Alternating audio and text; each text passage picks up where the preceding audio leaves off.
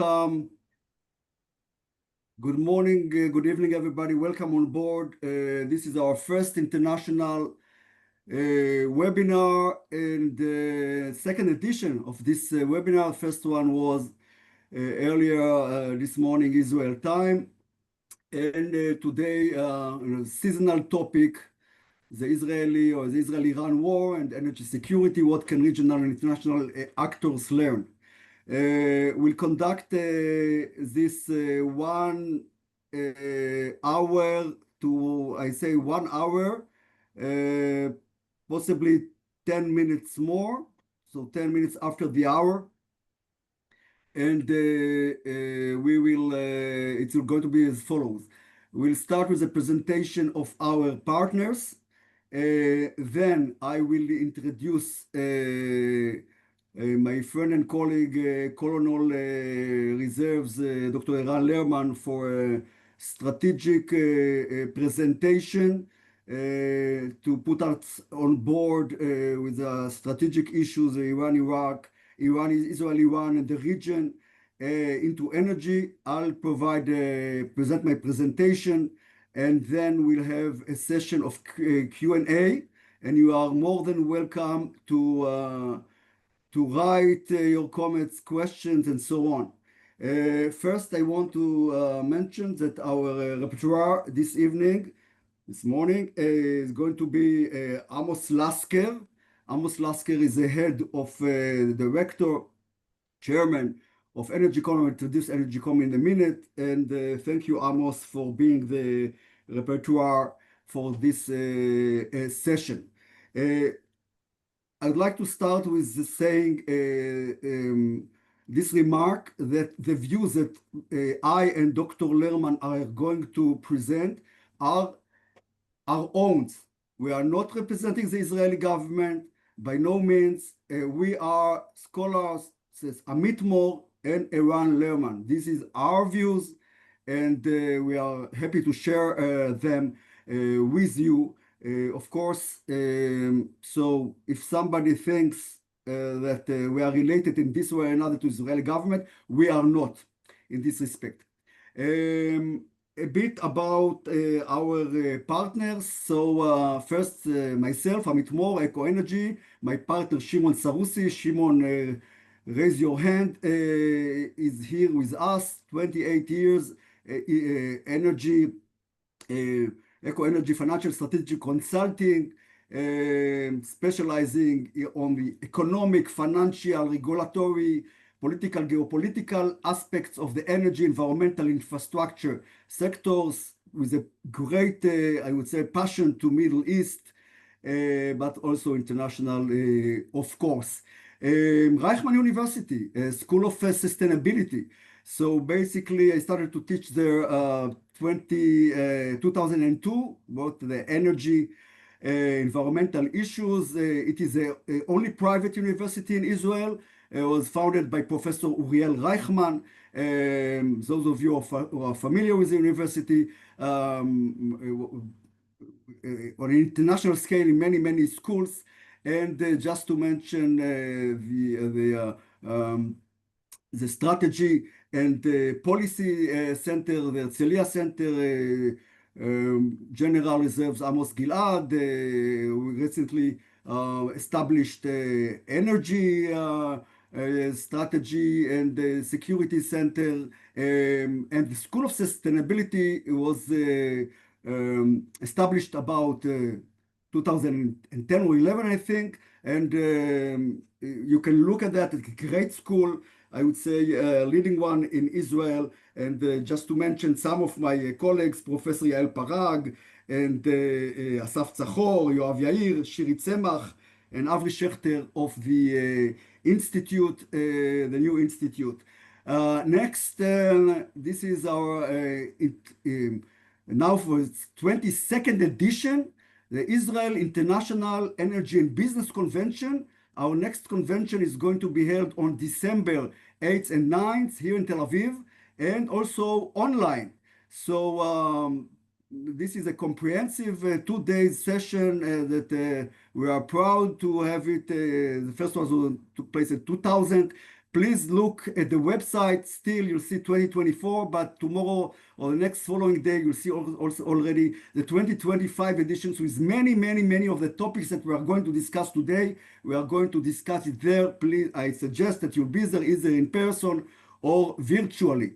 And then I would mention, of course, Eran Lerman,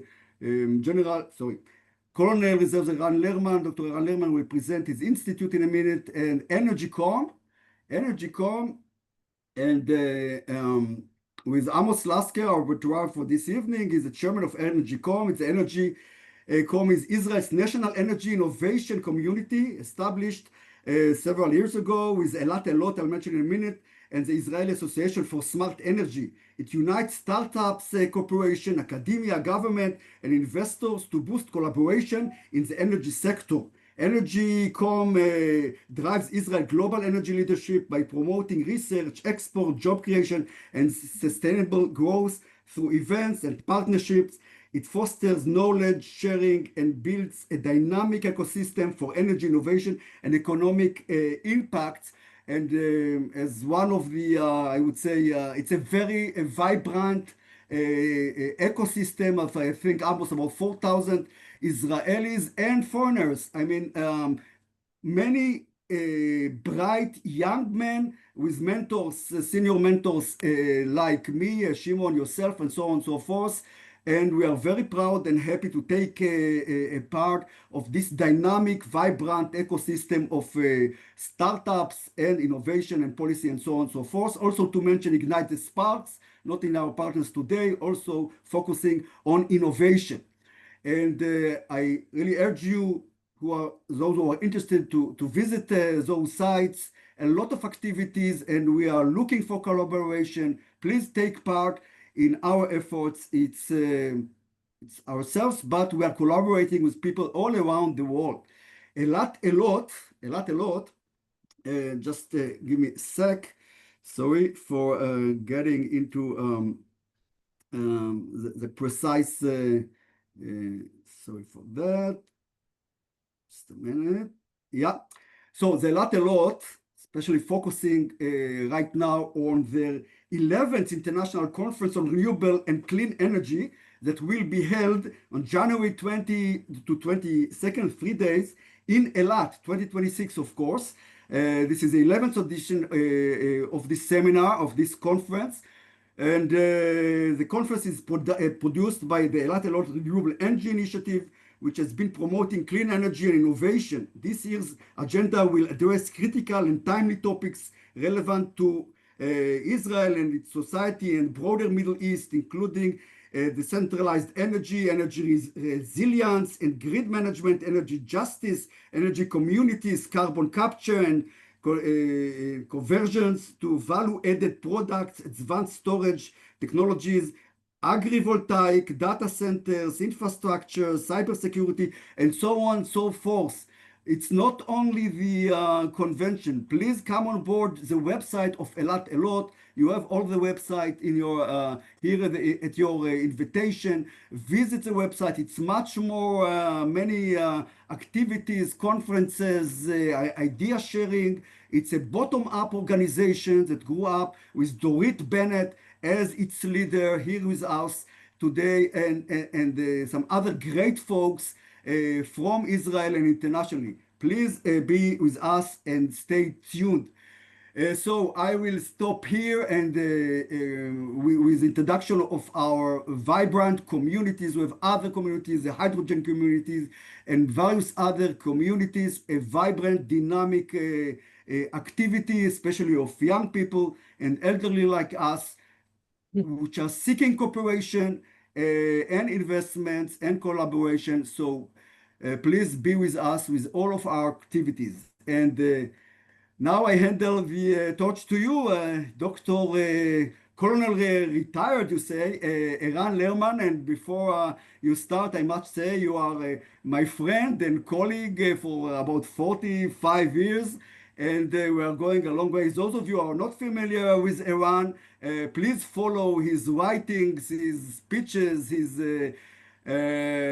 wisdom. I learned so much from you throughout the years. Dr. retired Colonel Dr. Eral Lerman. The floor is yours.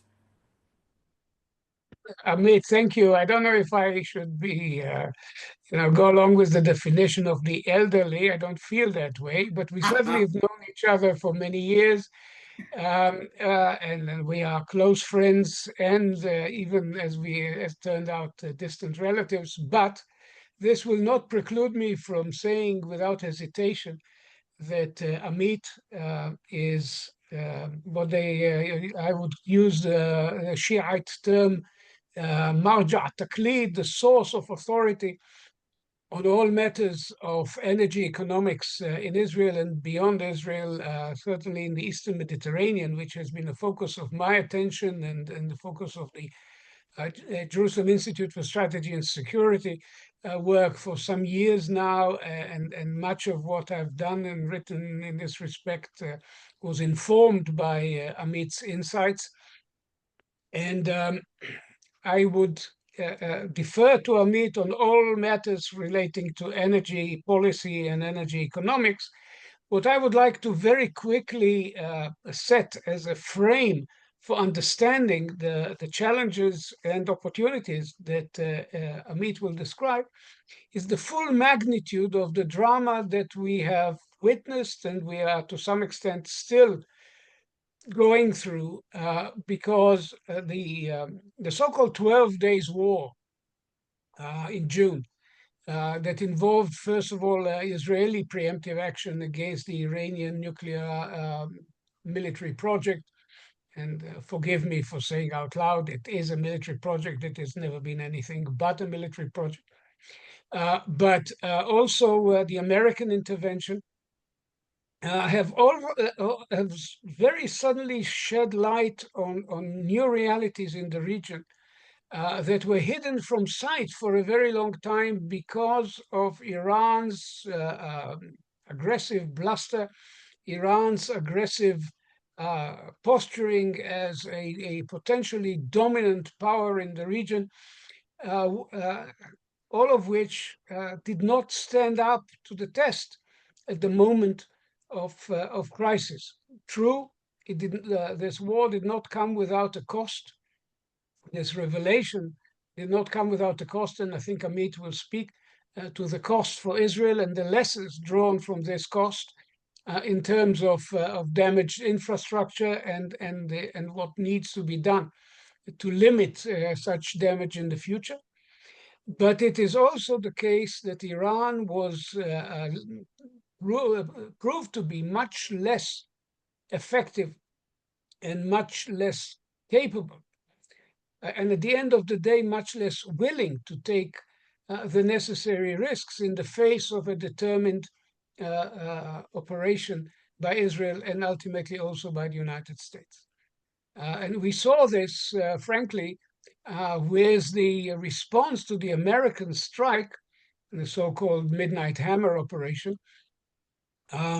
which was, as they say, distinctly underwhelming. After threats to attack American targets, to lay waste to the Gulf states, to block the Straits of Hormuz, all of these issues that would have had an immense impact on the issues we are going to discuss today. In fact, what Iran settled for was a symbolic, useless salvo against the American base in Al Udeid in Qatar, which basically signaled their inability to come through on their past threats.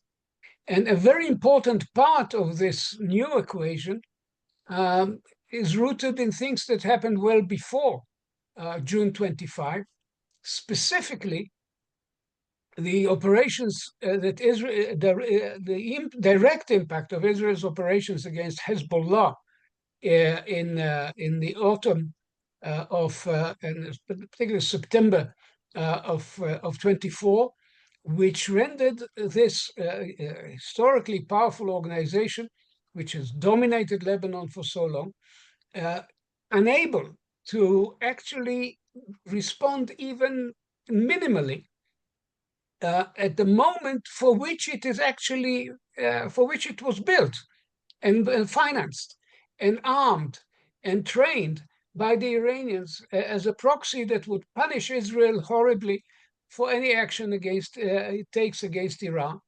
And at the moment of testing, it wasn't there. With very, very far-reaching consequences. Indirectly, this has also led to the sequence of events that ended with the fall of Assad's regime in Syria. Now, we all have our questions about the future of the present regime, if it can be described as a coherent regime in the semi-chaotic conditions in Syria, as we saw with the massacres against the Druze and other minority and tensions with other minority groups in Syria. But it is certainly a new reality. And if indeed both Lebanon and Syria are on the cusp of trying a new trajectory, which does not answer to Iranian demands, then energy, I should quickly say, without going too deeply into Amit's territory, energy could be part of a new future. And I think Amit will speak to that. And it is my own opinion that under certain conditions, Syria and Lebanon should be and could be invited to join the Eastern Mediterranean Gas Forum, which is a very important institutional reflection of common interests in the Eastern Mediterranean energy. And it's true that some of the proxy activity still continues with an impact, among other things, on maritime traffic in the Red Sea and the Suez Canal, namely the ongoing Houthi threat. But overall, I think the region has changed dramatically, as I said, not without a cost. And in the process, Iran turned out to be deeply and strategically weakened by the historical impact of the sanctions, and perhaps this could also be addressed. Its ability to shake up the global markets, perhaps contrary to Amit's chosen illustration on the page you're looking at, is the price of oil actually was rather less dramatically affected than one would have expected under such circumstances. And the vulnerability of Iran and even of its energy infrastructure that Israel quite deliberately avoided harming in this round tells us something about the considerations that may yet bring Iran to the table beyond what they are already trying to do vis-a-vis the three key European powers, Germany, France, and Britain, in the talks that have already taken place and apparently are set to continue. But all of this just tells us that we are still in the midst of an ongoing drama. And for the energy implications of this drama, there's none better than Amit to lead you through some of the insights gained in the last few, let's say, in the last couple of months. Thank you very much, Eran, Colonel retired Dr. Eran Lerman, for this introductory words, and indeed your strategic insight, getting us straight into the issues, the topic of the day.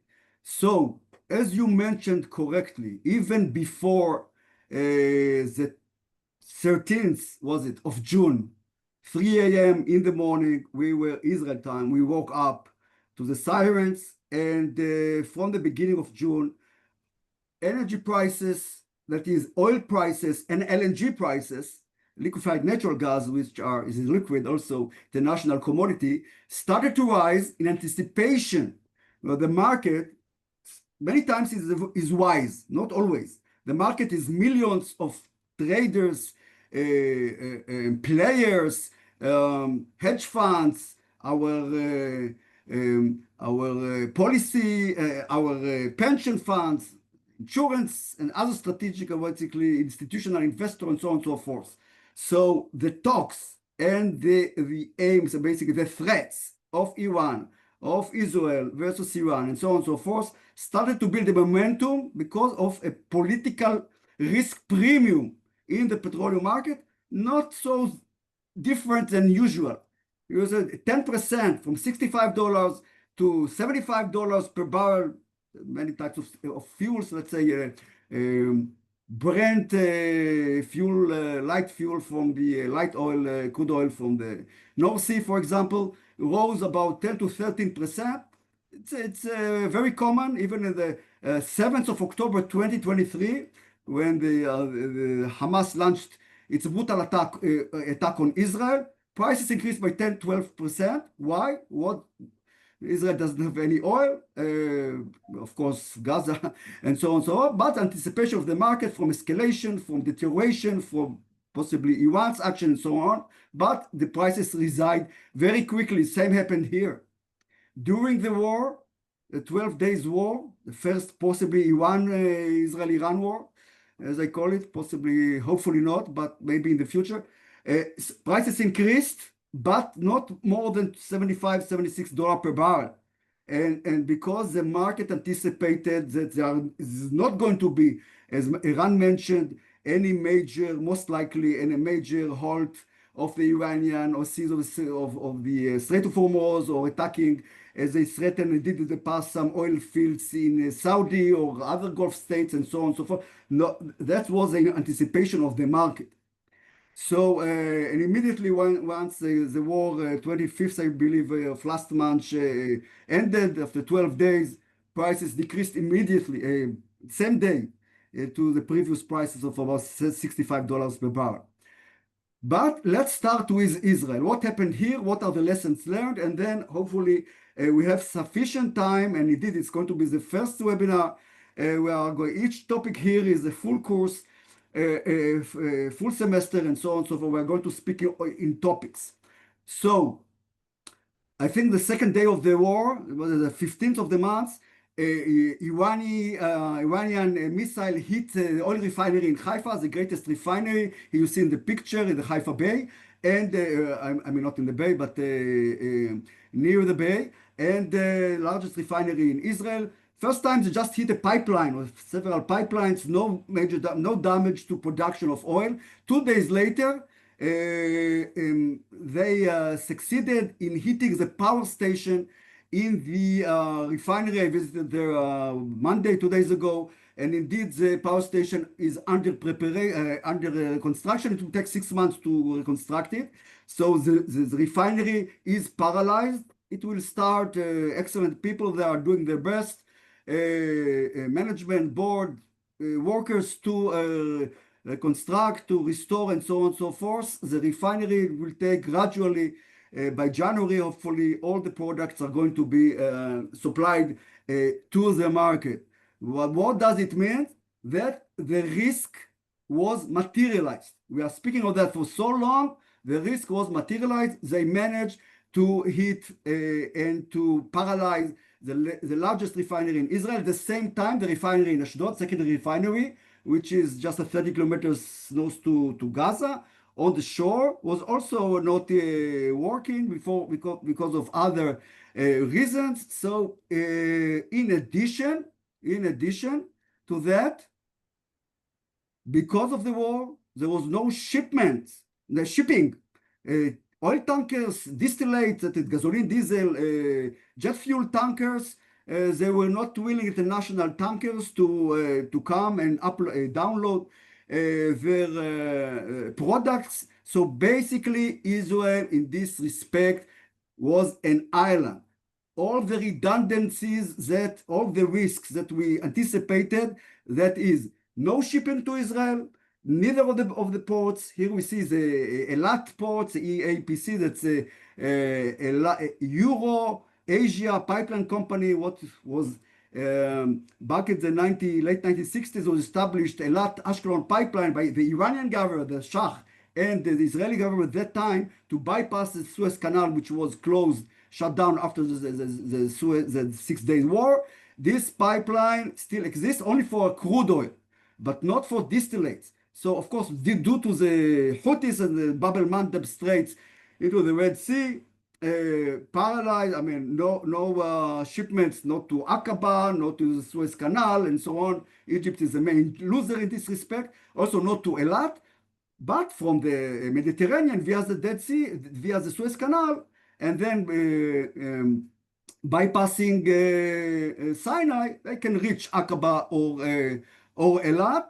So there was some attempts by the refinery, especially which rented or leased tankers of distillates ahead of time to bring some distillates to Israel. But basically, what I'm stressing right now is something like that. That had the war continued for another 2 weeks, which even that morning, when not a ceasefire, Mr. Trump, President Trump ordered, not quote, ordered Netanyahu to take back or fly back the aircrafts that were above Tehran waiting to launch the attacks. And the war continued another 2 weeks. The war would have stopped. Why? Because Israel would have run out of jet fuel. And another month or so on, we see a queue of cars here at the pumps wishing to pump oil. And more importantly, this is vis-a-vis the oil sector, so redundancies. That is storage, operational and strategic storage reserves of crude oil did not exist because refineries are not working, but distillates, and I'll talk more about that in a minute. Then to the gas. Israel is blessed with significant amount of gas. It's not a gas kingdom, as was somebody called it in the past. Many people, not a gas princehood. Israel have about 1,000, a bit more, 1,100 billion cubic meters of natural gas, methane gas. 1 billion cubic meter equals, in terms of energy, most of us understand, about 1 ton of oil. What is one, in terms of energy equivalent, what is the 1 ton of oil? Well, we understand the metric system, 1,000 kilos, about that. Not exactly, never mind. We have a sense what is the 1 billion cubic meters. So Israel has about 1,100 billion cubic meter of that will last for Israel and for export for not so long, about until 2050, plus minus. 25 years from now, it's like tomorrow in energy planning, almost tomorrow. It's a long run, but it's an intermediate long run in this respect. And unless new discoveries will take place, hopefully they will. So that's what we have. About 65% of that for domestic consumption, about 35% for export, and I'll discuss export in a minute. What we see in this slide is Israel has right now 3 producing gas fields offshore. They're all about 80 kilometers to 100 kilometers offshore northern Israel, offshore Haifa. And what we see on the right-hand side, the Leviathan platform, the field, we will see in a minute in a map, is located 130 kilometers offshore towards Cyprus. It's almost 2 kilometer water depth, 71 mile water depth. And the platform which is treating the gas, and one should understand that the gas is pumped or basically flowing with high pressure from 5 kilometers below sea level. That if it's water, the seabed is about almost 2 kilometers, another 3 kilometers deep into the earth with high pressure, and then it should be treated, because the methane gas is coming with water, with carbon dioxide, with sulfur oxides, which is a poisoning gases, and some other impurities, and also with some oil, distillates. It's a mixture of condensate, it's called, a mixture of light oils, usually gasoline, diesel, jet fuel, and so on and so forth, has a lot of value. and it need to be separated. And this platform is a treatment facility in which all those products are separated, and eventually pure natural gas, methane gas, up to specification, is transported to the market, to power stations, to industries, to according to the international specification. So what we see here is the platform 10 kilometer offshore, what we call Netanya, or let's say midst of the way Zichron Yaakov. It's the midst of the way between Haifa and Tel Aviv. If you see 10 kilometer offshore, the gas is treated there and is pumped, basically transported 130 kilometers offshore, and then treated 10 kilometers offshore, and then to markets in Israel. And especially most of the gas of the Leviathan, 80% of that is exported. Where? Jordan and Egypt. We'll discuss in a minute. On the left-hand side, upper hand side, the platform, floating platform of the Karish field, located 80 kilometers offshore, close to the what we call lately delineated marine border between Israel and Lebanon. Another story, don't have time to discuss it right now. And what we see, it's not a ship, it looks like a ship.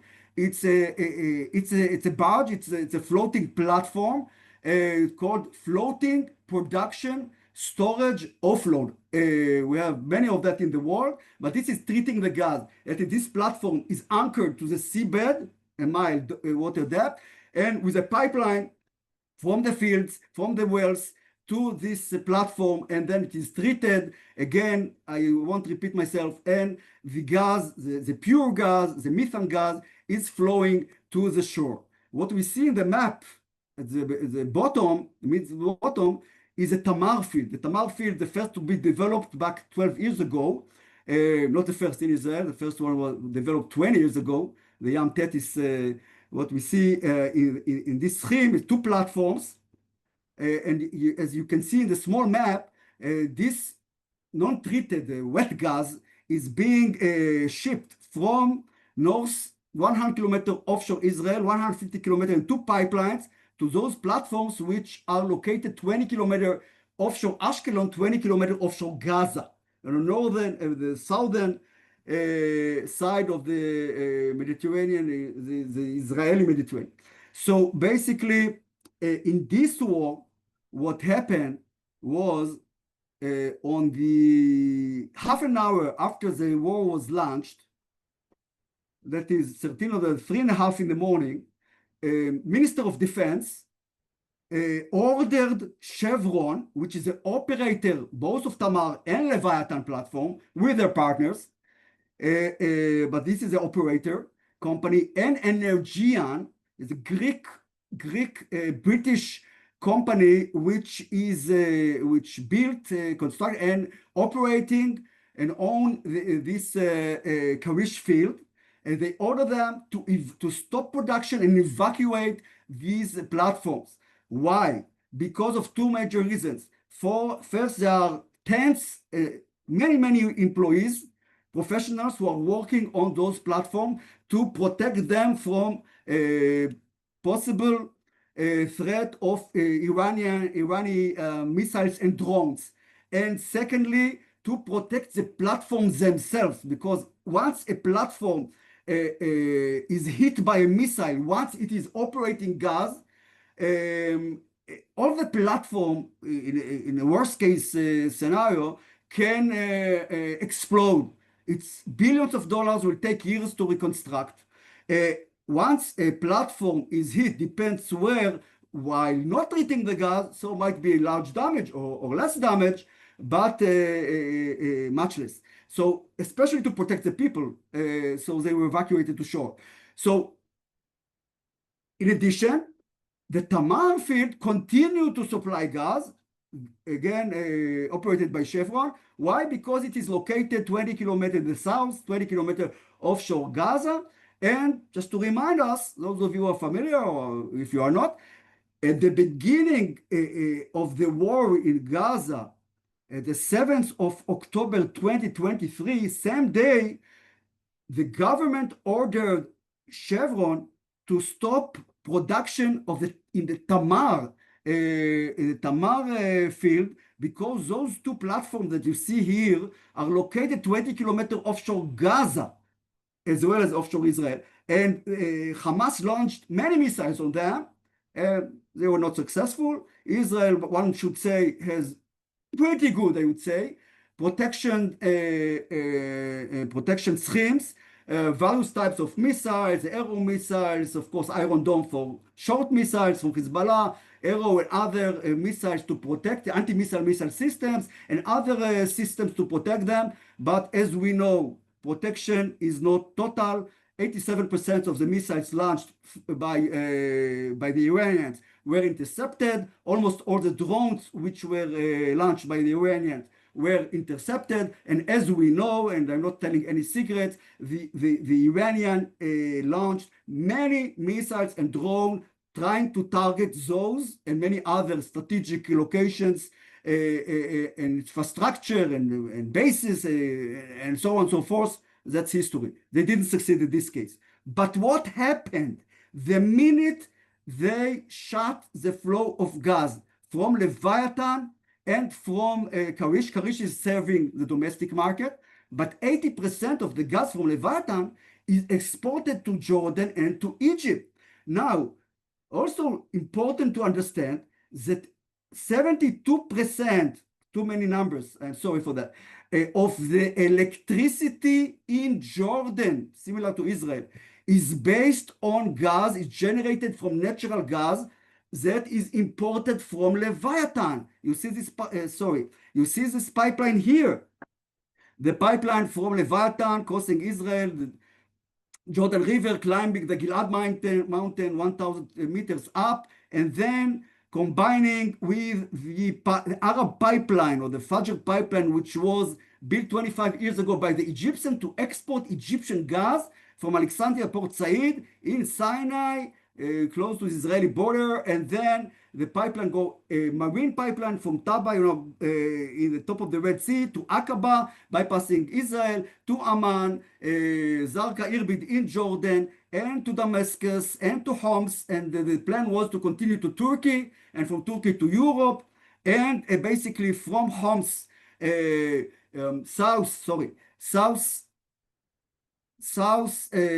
west to Tripoli, north and Lebanon, and then 2009, the power station in Tripoli was converted from heavy fuel oil to burn cheap, relatively clean Egyptian gas, and also to Banias, Latakia here in Syria.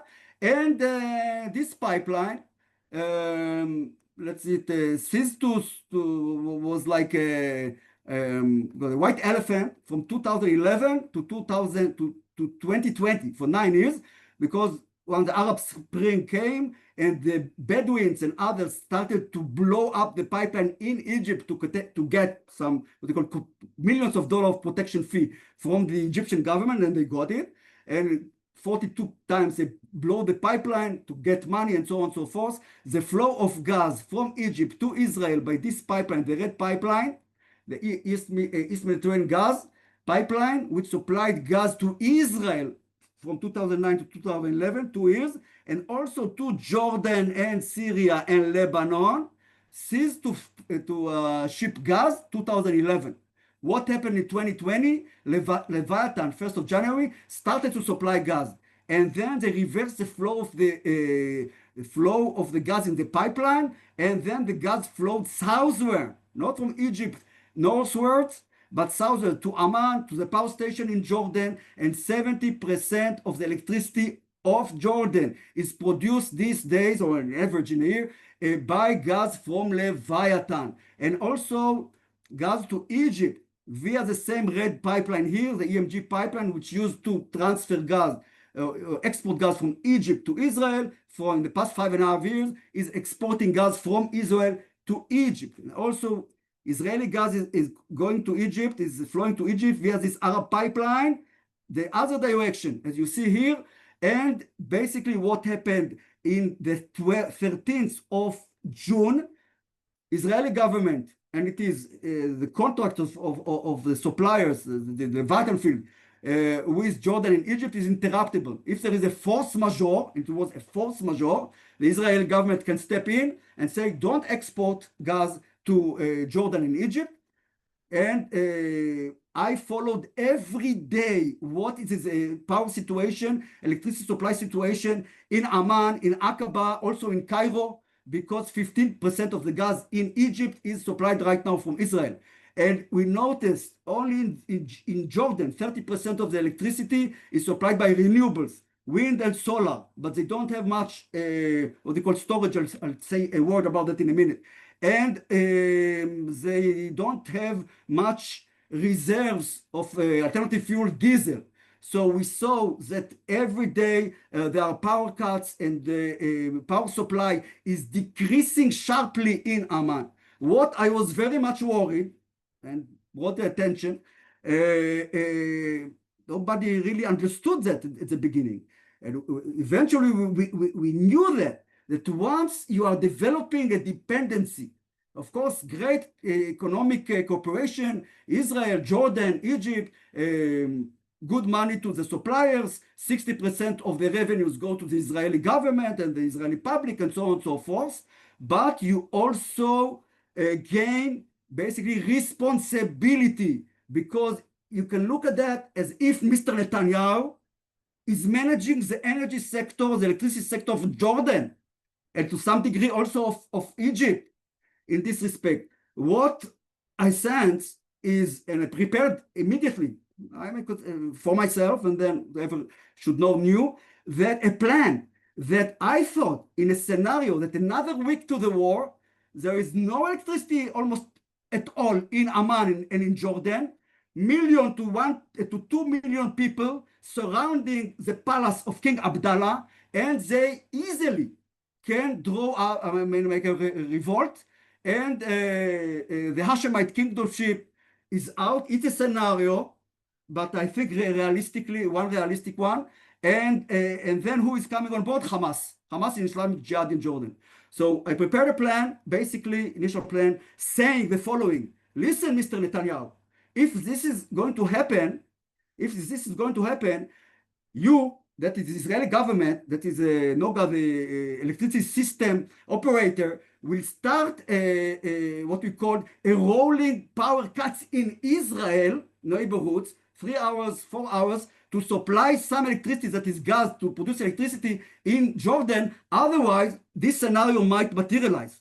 So, and we started to see the nerves of basically the voices, the screams of the king and the screams of Mr. General Assisi in this respect. So here we are talking about the ripple effect, a typical ripple effect. Who thought about that before?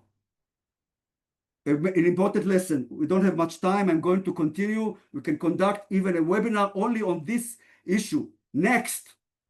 What about if this is the case, exporting gas, Israeli molecules to, you see this pipeline northwards, to Damascus, to power stations in Syria, back to this power station in Tripoli, northern, no doubt, it will happen. It started, in fact, because it's not Israeli gas. It can call it Qatari gas. It is commercial Jordanian gas companies selling. Never mind.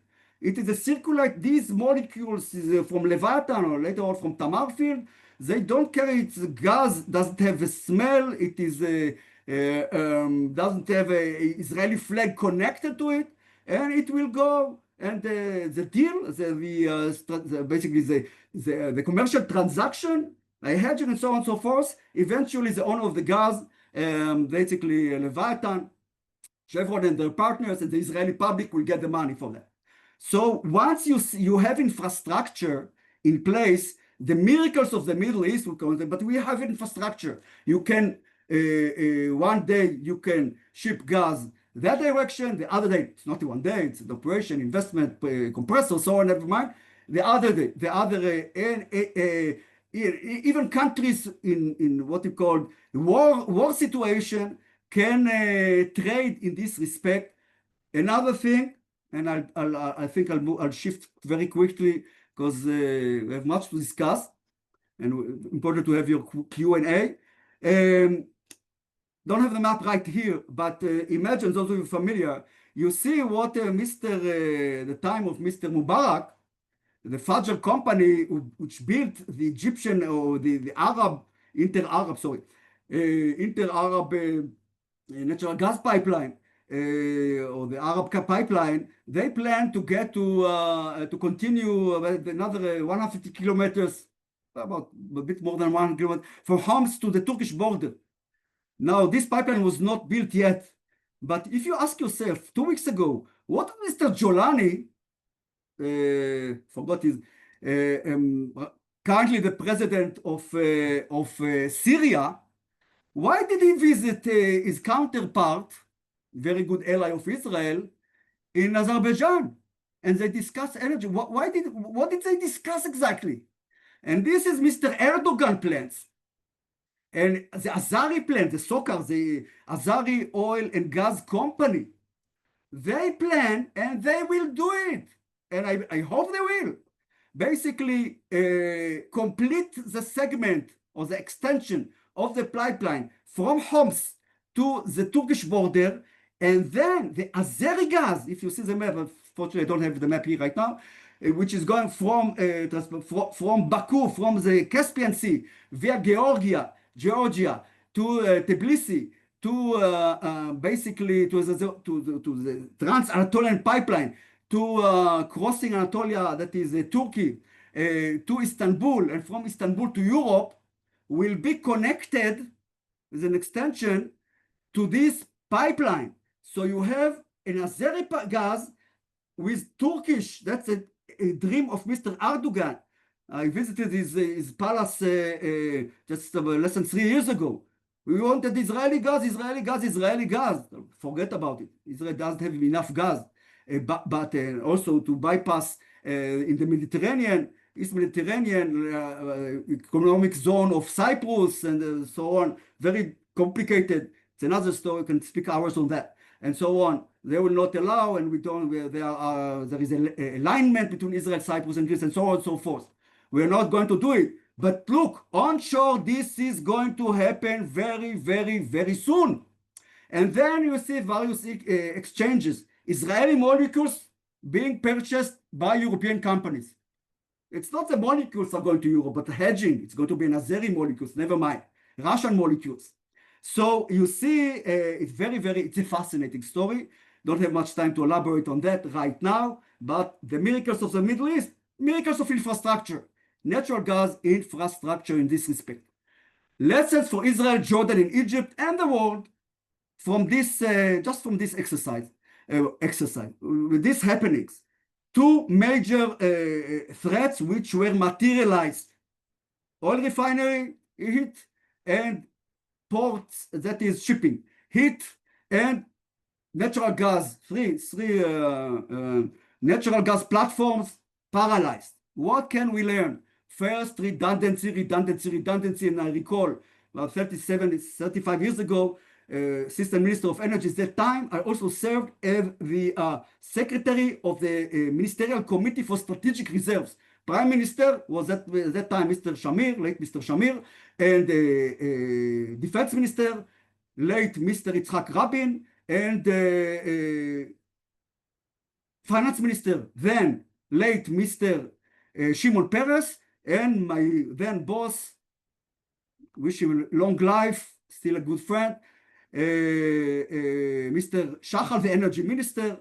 And twice a year we were meeting to decide what is strategic petroleum reserves. And I want, as a young man, as a student, assistant minister, I won't forget, I wrote it in my PhD dissertation. Every time, Defense Minister Yitzhak Rabin in his quiet voice, because Minister of Defense wants higher reserves. Minister of Finance wants lower reserve. What is a reserve? It's throwing good money to storage, to redundant, that is insurance. And Mr. Rabin said, Shimon, in Hebrew, Shimon, remember, strategic reserves of oil is national security. Again, repeat on that every time. It went into my mind as a young man. Strategic reserves or redundancy is energy security, is national security. And this is good to Israel, to Jordan, to Egypt, and to any other nations. We know that. Then coal. We had 2 coal plants. We still have them. They are running until 10 years ago, 15 years ago, 80%, 80% of the electricity, Ashkelon, Hedera, producing 80% of the electricity in Israel. And 20% last oil, heavy fuel oil and gas, and diesel.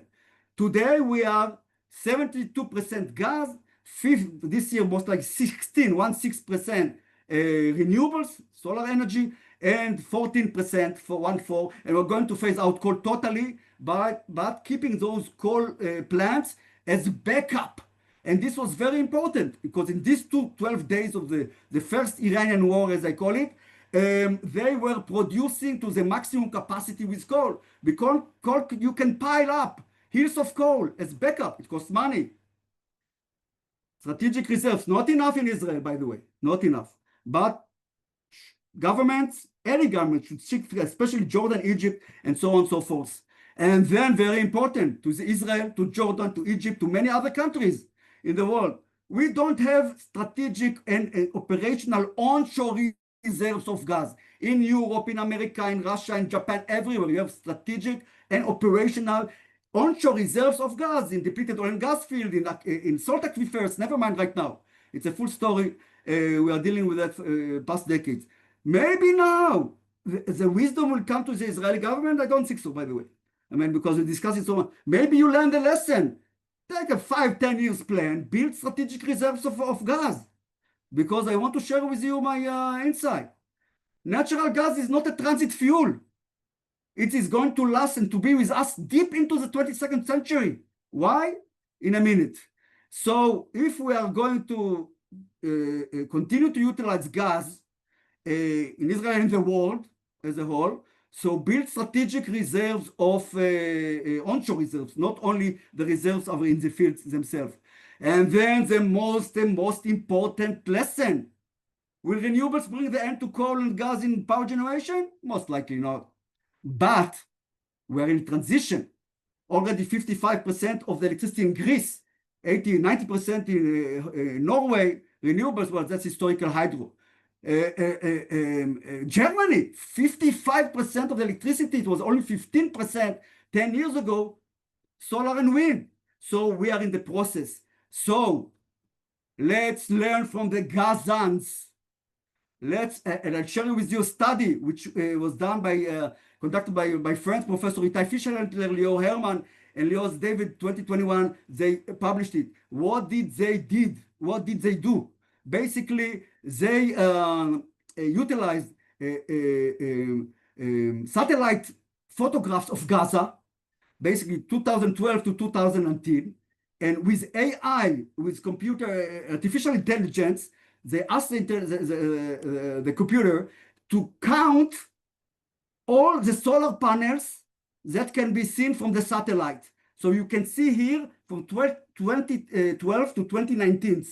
You see how much. And then they figure out how much of the electricity in 2020 or 2019 was condemned. About 30% of electricity in Gaza was supplied by renewables. And then 2-3 days into the war, the Gazan war, 2 years ago, I asked Kogat, this is the military, the military arm in Israel, which is responsible for the West Bank and Gaza, occupied territories. Gaza is not, well, now it is in a way. So basically, do you have any information of how much solar energy, so how many panels, what was the size which were imported to Gaza, because they count every, actually, yes, we have that in Excel file. We have, no, but in tons. Never mind, bring me the information. So very quickly, this is a commodity. You know, a panel, how much it weighs, average, not. So immediately we turn it, I calculated how much of the electricity, 55% of the electricity in Gaza at the 6th of October before the war was supplied by renewable energy. Here you see Maj, a young Palestinian who for 10 years time developed, she is an entrepreneur, she and her company built hundreds of units in Gaza. A tent, a refugee camp, installed on its rooftop or near its home, a solar panel plus 2, 3, 4 auto batteries, very cheap, and so on. It has electricity for what? Refrigerator, internet, and a lamp. So the same thing was done in Lebanon, in Yemen, and so on. Once you don't have electricity, people are wise, World Bank, others supply, donate, or sell, give loans to the people. And here you have, let's learn from them. Let's learn from them. We don't need to utilize auto batteries. We can use lithium-ion batteries, very expensive that now, all around the world. They are being constructed as storage and electricity storage and renewable energy is what Shimon Peres said all the time. Renewable energy is Shimon Peres, a technological man. I had the pleasure of working with him. Basically, he said, Yitzhak Rabin said, don't forget, Shimon, strategic storage of petroleum is national security. Shimon Peres said all the time, already back 40 years ago, I don't recall. Well, he said, distributed energy, this is national security. And we understand it right now. We understand it very, very well, because you can hit a large solar power plant. Okay, one power plant is out. Thousands, tens of thousands of solar, every household eventually in the future will have that, and so on and so forth, with batteries. So let's learn from the Gazans. Storage, not only short-term storage, like batteries, can supply electricity 4-5 hours. No, that's a battery, lithium-ion, which we have in our mobile phone. Same batteries or array of battery in electric cars. And Mr. Elon Musk, thank you, Mr. Musk, by 2017, developed the first large, said if you can put it in an electric car, in a battery, we can fill up a container, regular container, with batteries. So basically, and then he put 150 batteries like that, containers, one above the other, one in northwest Australia. One side he constructed a large solar plant, on the other side a large plant, a wind farm. Everybody saw, everybody understood that in the future we can rely on renewable energies plus storage to supply much of our energy, and also hydrogen for long-term storage. Don't have much time to discuss it right now, pump storage and so on and so forth.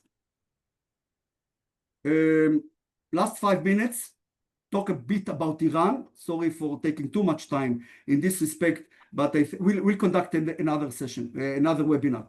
And this is another presentation.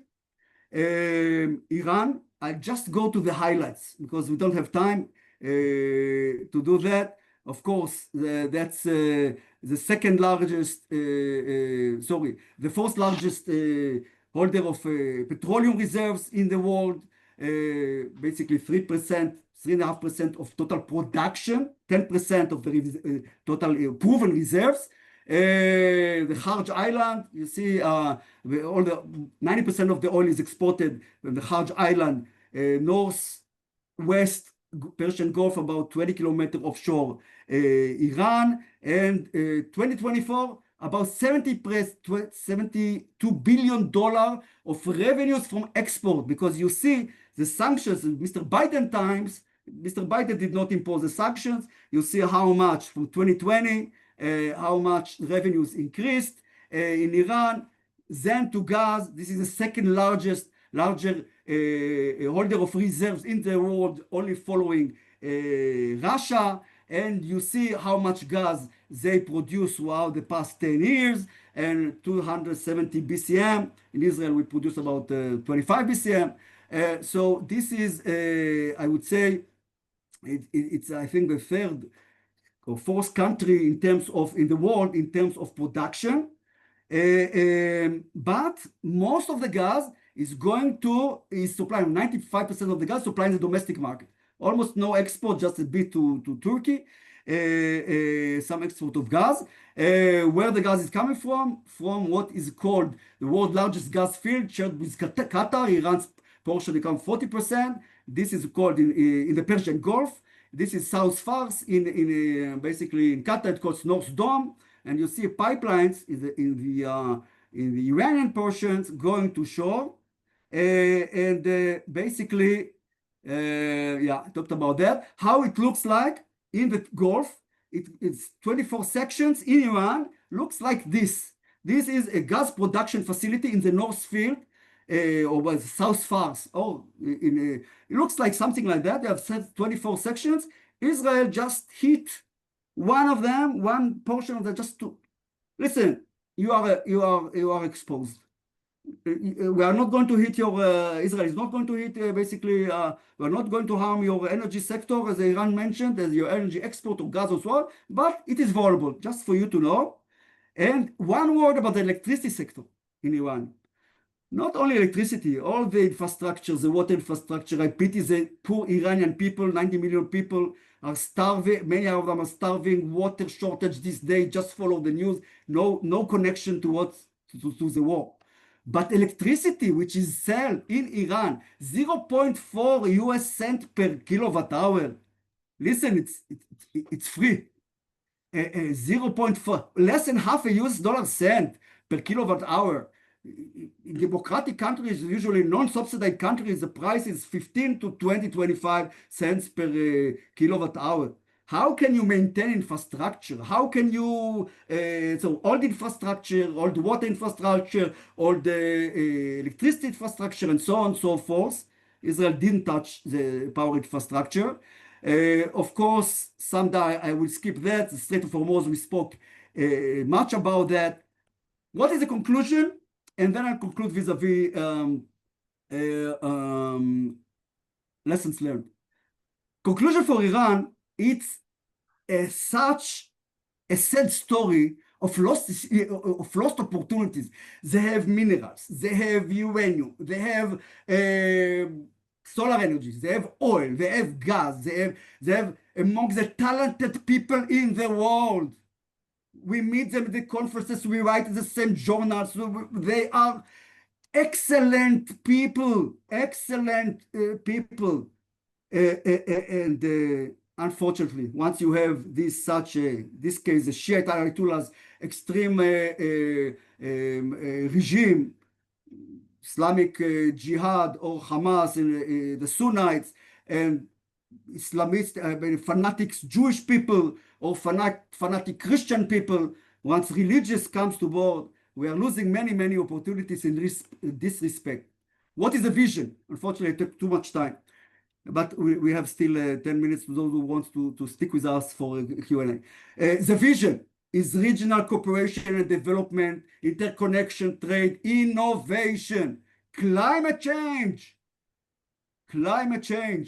We'll conduct a different webinar on climate change in the region and the world, and all what can we do. Renewables, hydrogen. Bring just 2 or 3 examples. Look at our colleagues at Ecopis Middle East, Gideon Bromberg, and his colleagues, Sharon Benjo, and so on and so forth. Young people, talented people, they are pushing. The IMAC, the idea of Trump, of Biden, and then Mr. Trump, and so on, to bring or conduct or construct a bridge from India to Saudi Arabia by shipping, and then rails to the Mediterranean, and then pipelines, and then also let's focus on electricity right now. My vision, our vision, let's produce renewable energy all around the Middle East. Solar energy, you see in this slide here, or wind energy, and then produce green energy from that. Either transport it via a cable, DC cable to Europe, or produce green products. What does it mean? Mr. Ben Salman, I salute you with your 2030 vision.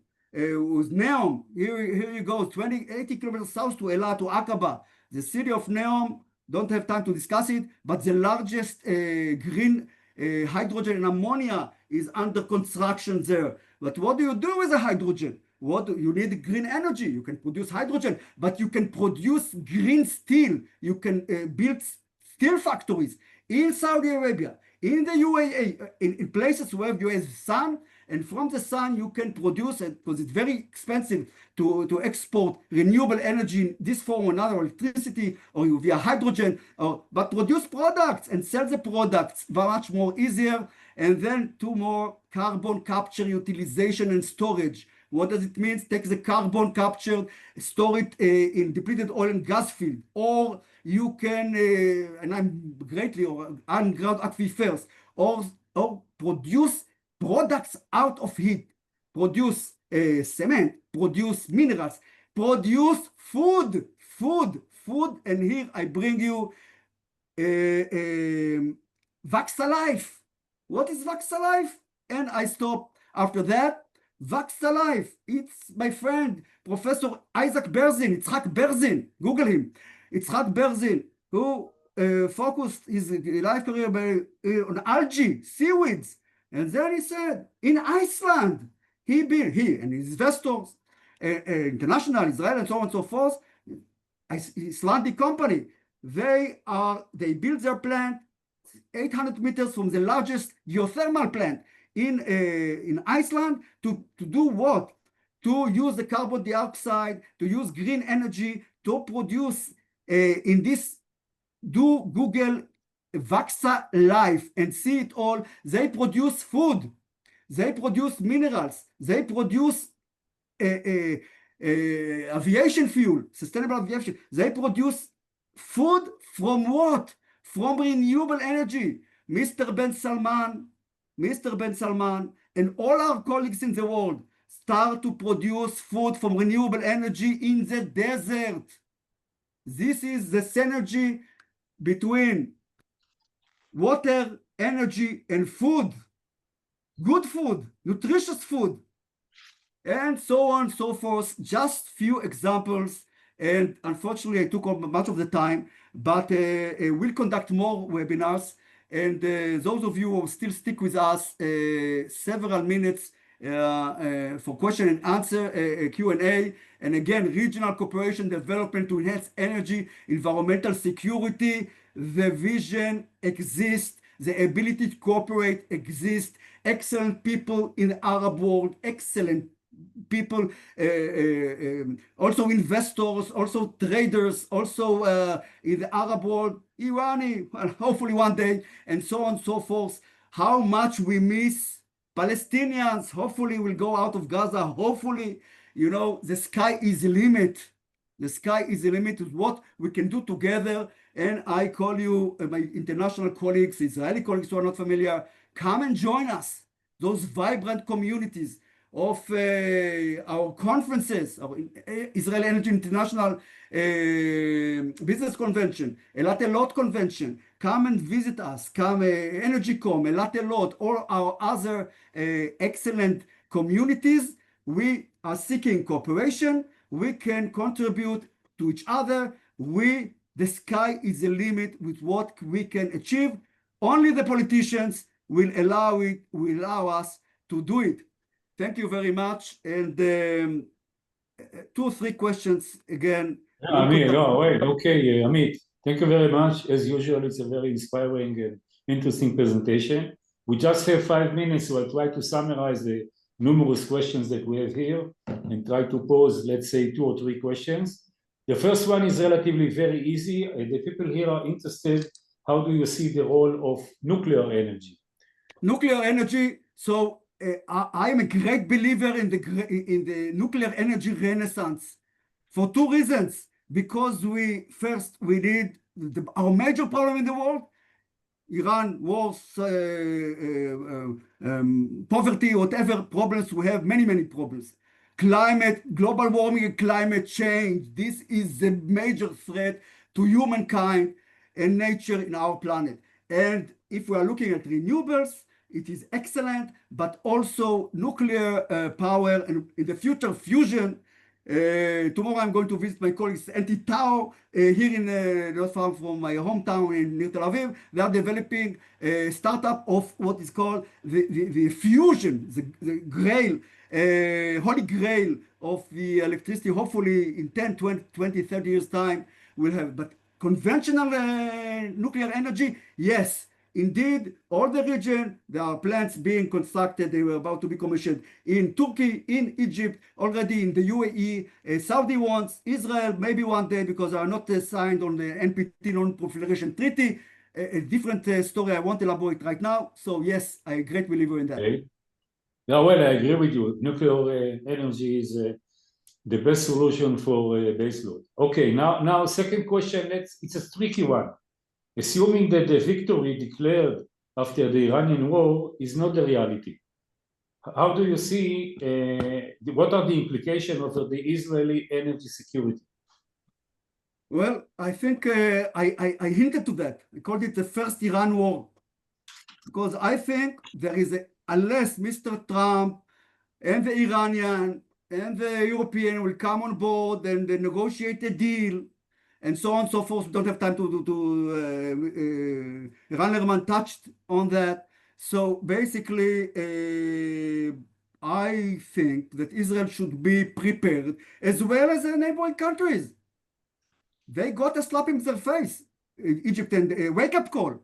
And now they are rethinking, hey, if this was happened 12 days, our best ally Israel, well, we established our deterrence, maybe possible, yeah, in the world, in the region, and so on and so forth. So I think that Israel should be much more prepared with all the means that I presented, and energy efficiency, and energy saving, and so on and so forth. This is the most important thing to cope with the future war from Iran and maybe others in the future. Okay, well, I guess that we have time for, okay, one more question. And this question is in the bottom of the debates in the energy ecosystem. This is the trade-off between natural gas and renewables. Why are we still relying so heavily on natural gas power stations? Excellent question. First, Israel found gas. I mean, before that, major achievement. 80% coal to almost phasing coal totally in tomorrow, next year or so, just as backup I mentioned. To what? Natural gas. And now Israel can, I would say, relaxedly shift to renewables. And that's what we are doing. It's very difficult in an island, energy island, which doesn't have wind, almost some wind. Biomass, still not much waste to energy, and only solar, PV, concentrated solar power maybe in the future, in the past, and so on and so forth. So gas, and I stress again, I truly believe natural gas is here to stay because the world is going to develop many technologies, which some of them were not invented yet, going to be operated by 2050, to handle carbon, to store carbon, to utilize carbon. And then, Amos, everybody, why a natural gas combined cycle for this respect? Why a coal plant is less less good than solar energy or wind energy? Because this is minerals, these are fossil minerals, and renewable energies are other minerals. These are lithium ion, and silica, and so many other minerals. They are mined and so on. So we are shifting from fossil minerals to other minerals in energy. And if we are able in the world to mitigate the hazardous gases, like SOx, like sulfur oxide, already managed to do nitrogen oxide, hazardous gases already on the way to mitigate, and then carbon dioxide. If we are managing to handle carbon dioxide, so why not coal? Think about it. Well, I believe that on this topic we can have a few webinars. I mean, there are mixed opinions, but I would like to end this session with a comment by Miguel, who is writing the following. Miguel Schloss, our friend. Yeah. Yeah. Hello, Miguel from Santiago. Hello to you. From Chile, yeah. So he is writing the following. After hearing Amit, I will immigrate from Chile to join the Middle East to live the futuristic world he is describing. I hope to see it during my lifetime. So, with this optimistic comment. Well done. Well said, Miguel. My mentor and friend for so many years, and like a family to me. And again, if I seems to be naive or overly optimistic, let's go back to reality, where we are right now with those Shiites in Iran, with those Muslim fanatics in Gaza and elsewhere, with those fanatics on the hills of Judea and Samaria. Let's play the politics well. Let's hope that our politicians, the odd couple, Trump and Bibi and all others, given the Hamas, given the Islamic Jihad, let's do our best as academicians, as professionals, as young politicians, as whatever, to do our best to bring to ourselves a better world. And the vision is here. We are here to do it together. Israelis, the Arabs, hopefully one day the Iranians will come on board, and all of you guys from all around the world join us in our communities. Thank you very much, and stay tuned to our next webinars. Thank you very much, and have a nice evening, nice morning, wherever you are. Thanks again. Thank you. Bye-bye. Bye-bye. Bye-bye. Very much. Thank you. You are much welcome. You- Thank you very much for the inspiring lecture.